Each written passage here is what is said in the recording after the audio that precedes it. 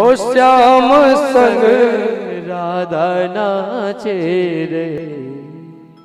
आज भगवान यमुना के किनारे खड़े हैं और यमुना के किनारे जब प्रभु खड़े हैं अपने नेत्रों को खोलते हैं ना, तो नेत्रों को जब खोला भगवान ने तो बहुत सारी गोपियां खड़ी हैं। अनेक गोपियों को जब देखते हैं भगवान, और जब अनेक गोपियों को भगवान ने देखा, भगवान कहते हैं अरे गोपिये यहाँ क्यों आई हो, जाओ इसे अर्धरात्रि में यहाँ मत आओ, अपने घर चली जाओ। इतनी अर्धरात्रि में यहाँ क्यों आई हो, तुम्हारे घर वाले तुम्हारा इंतजार कर रहे होंगे, जाओ अपने घर लौट जाओ। और गोपी से जब भगवान ने घर जाने के लिए कहा तो जानते हैं गोपी ने क्या कहा? गोपी ने कहा कि प्रभु पहले आप मेरा नाम लेके मुझे बुलाते हैं और जब हम आ जाएं तो हमें आप कहते हैं कि घर जाओ।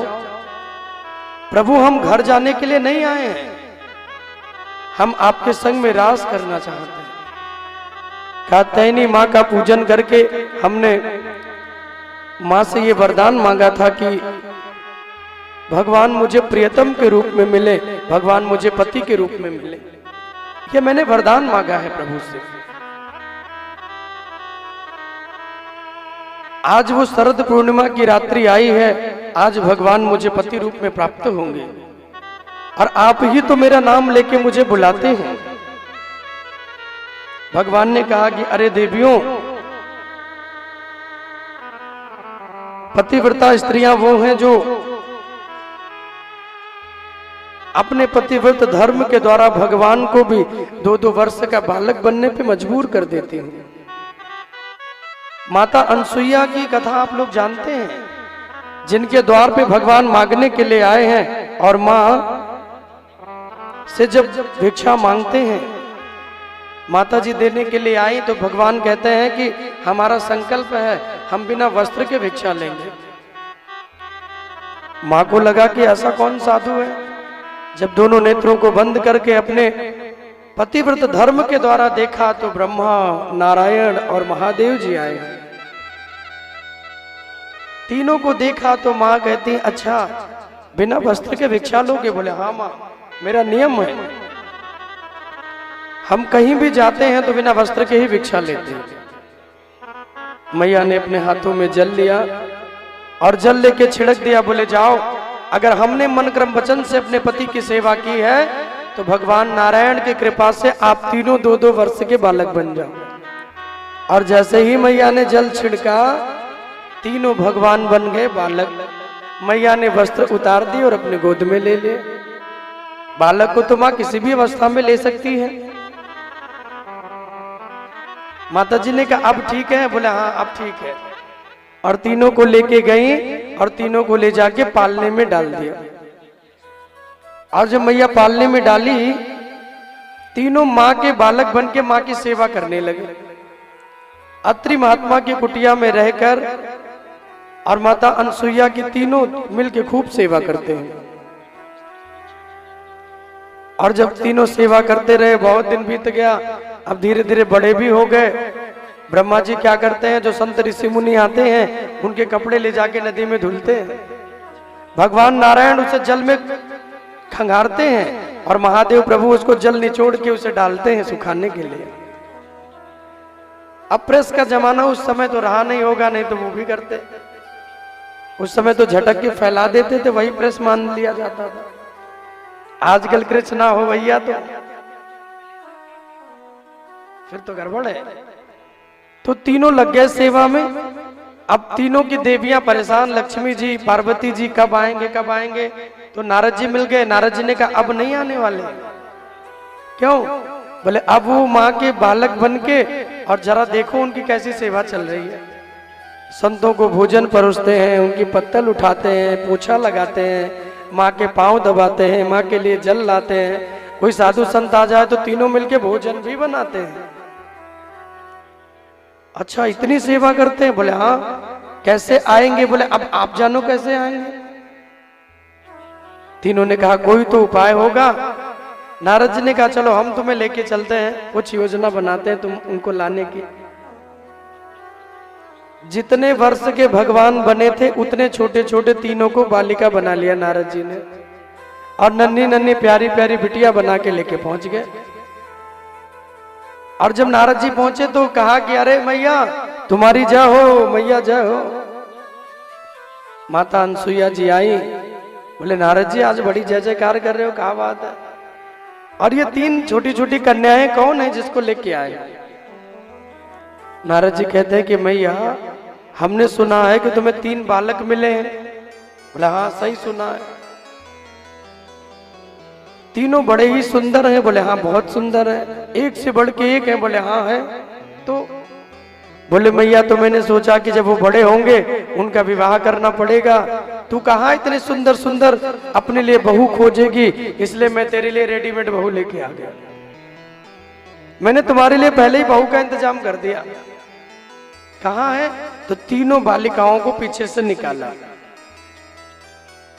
माता अनसुईया जी समझ गई ये कौन है, माँ तो जानती ही है। बोले अच्छा इनको लेके आए हो विवाह करने के लिए हमारे बेटों से? बोले हाँ। बोले तो ठीक है, काम करो कि तीनों से कह दो कि अपने अपने पतियों को पहचान ले, जो जो इनके हैं उनका हाथ पकड़ने लेके चली जाए। मैया ने ऐसी कृपा कर दी कि तीनों बालक एक ही जैसे हो गए देखने में। अब न ब्रह्मा जी को पता चले हो, न नारायण को और न महादेव जी को। तीनों देखने में एक ही जैसे हो गए। तीनों देवियां दौड़ी दौड़ी आई, चलो अपने अपने उनको पहचान लेते हैं और लेके चलते हैं।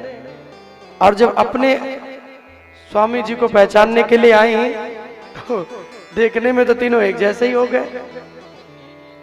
लक्ष्मी जी बड़ी चिंता में पड़ गई, कहीं भगवान नारायण का हाथ पकड़ने जाऊं और बूढ़े बाबा ब्रह्मा जी का हाथ आ जाए तो क्या करूंगी मैं, चूंकि देखने में एक ही जैसे। पार्वती जी भी वही विचार कर रही है, महादेव को पकड़ूं कहीं भगवान नारायण का हाथ ना आ जाए। जाकर देखती रही, बहुत देर तक देखा, समझा, जाना, सुना, लेकिन कुछ भी समझ नहीं आया।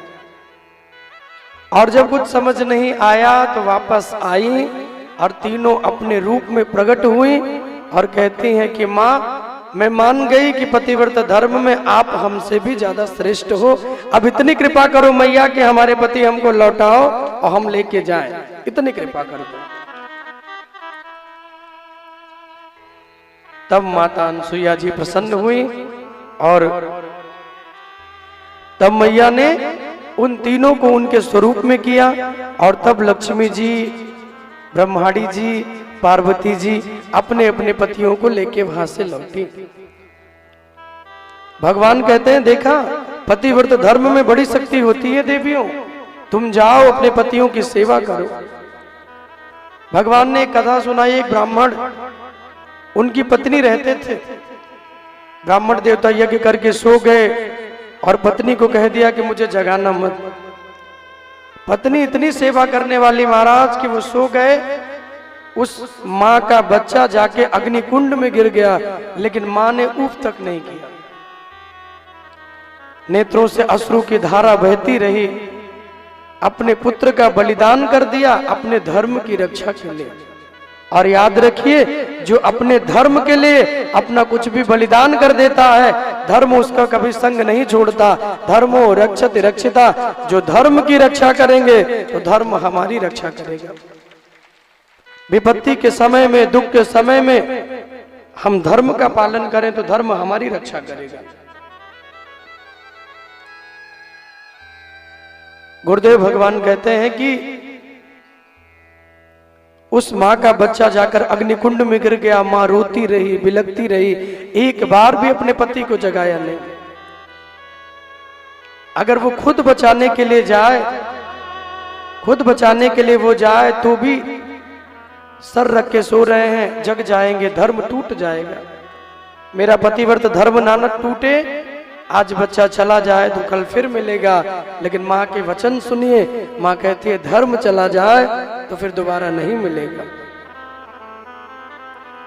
आज मेरा पुत्र चला जाए तो दोबारा फिर मिलेगा, भगवत कृपा होगी। रोती रही और रोते रोते आंसू जब पतिदेव के गालों पे गिरे तो आंसू भी दो प्रकार के होते हैं।